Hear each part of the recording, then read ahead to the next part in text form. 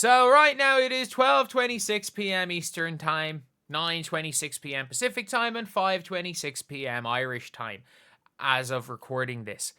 And there has been news that came out not too long ago.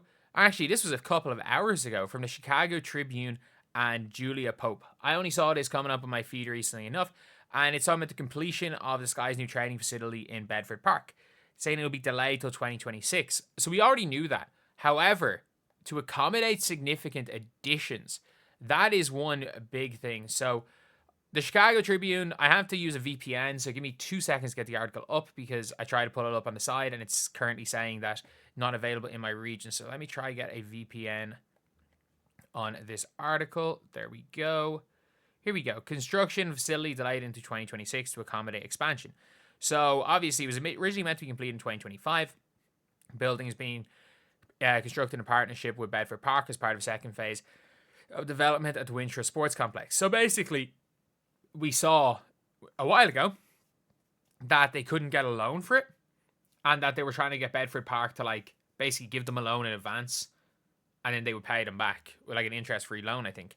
But it says here, the construction of Chicago Sky facility in the village of Bedford Park is on schedule for delivery before the start of the 2026 season. Okay, that's not too bad. That is not too bad. The delay was first publicly discussed in December, which is what we talked about, I think maybe in February, when it was starting to be shared around, maybe it was a month ago. Don't expect to be finished until April 2026. A published copy of the meeting's minutes only offered a vague description of the conversation, which is, again, what we had reacted to previously. It said they backed off on a request for more money, and they say they're having trouble getting a loan. The Sky... or suggesting the Sky were having trouble getting a loan sparked alarm amongst some fans online.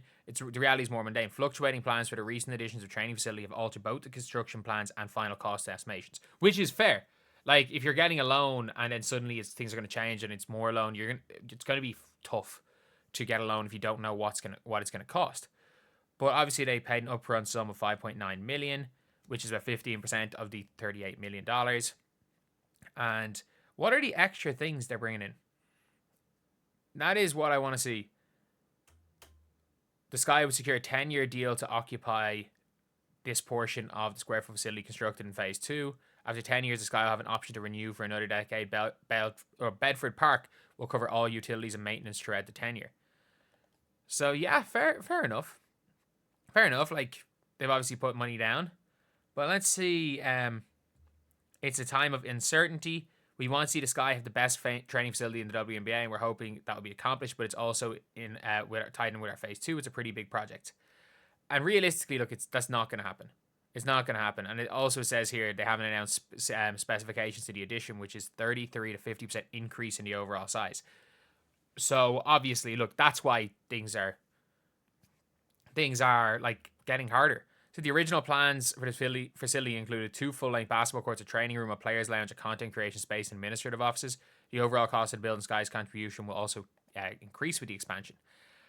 I stand by this. Like, there's only so much you need. You need a bunch of basketball courts, you need a weight room, you need stuff for recovery, and you need, like, some form of, like, a canteen that's comfortable and some sort of chill-out area. Like, you don't need that much. Like, it's nice to have a really cool training facility with, like, nice locker rooms and everything, but you don't need that much. But what you do need is to not be have your training stopped because not sharing a locker room with the local community center swimming team. You don't need to be sharing a court with a 2-year-old's birthday party. So, like, all of that stuff is legit. It is legit, and it is an issue. It says here they're one of 6 WNBA teams without their standalone practice facility. The team trains at a rec center, which is obviously extremely important to not train at a rec center.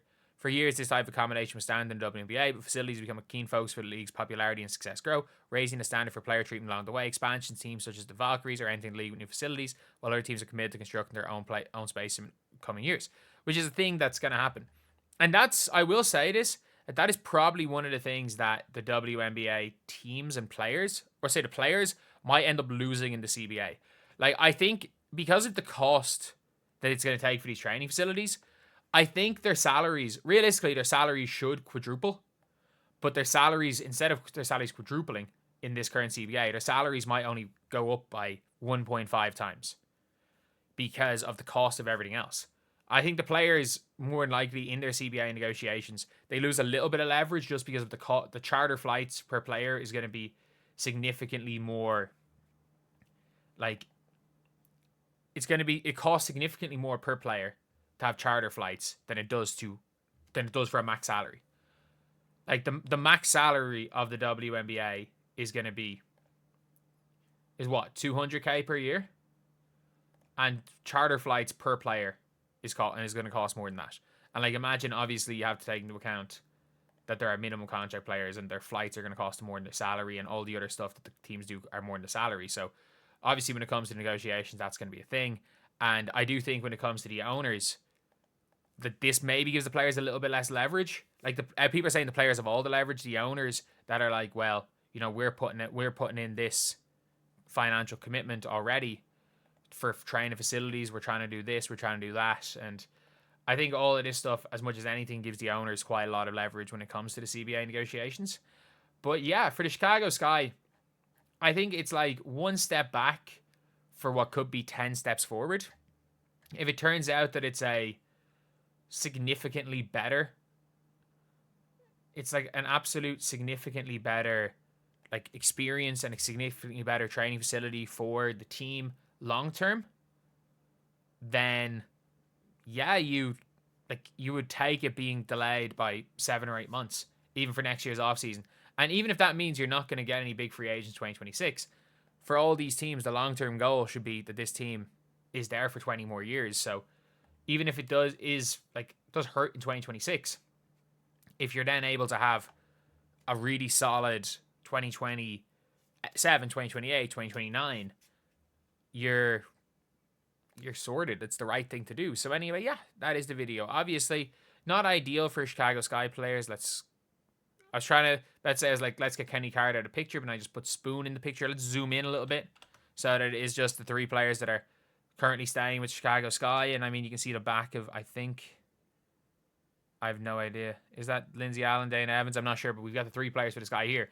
Not ideal for them, but sure, look, especially for these 2 players who are under rookie deals, for half of their rookie season, they're going to be playing in they're going to have good facilities. And if you're in Camilla's case, she's probably going to go overseas and make an fortune over her career. And if you're in Angel's position, she's going to go and stay playing unrivaled for a while and have good facilities there.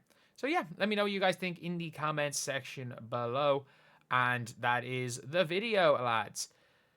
Yeah, thank you guys for watching. Please like, comment, and subscribe.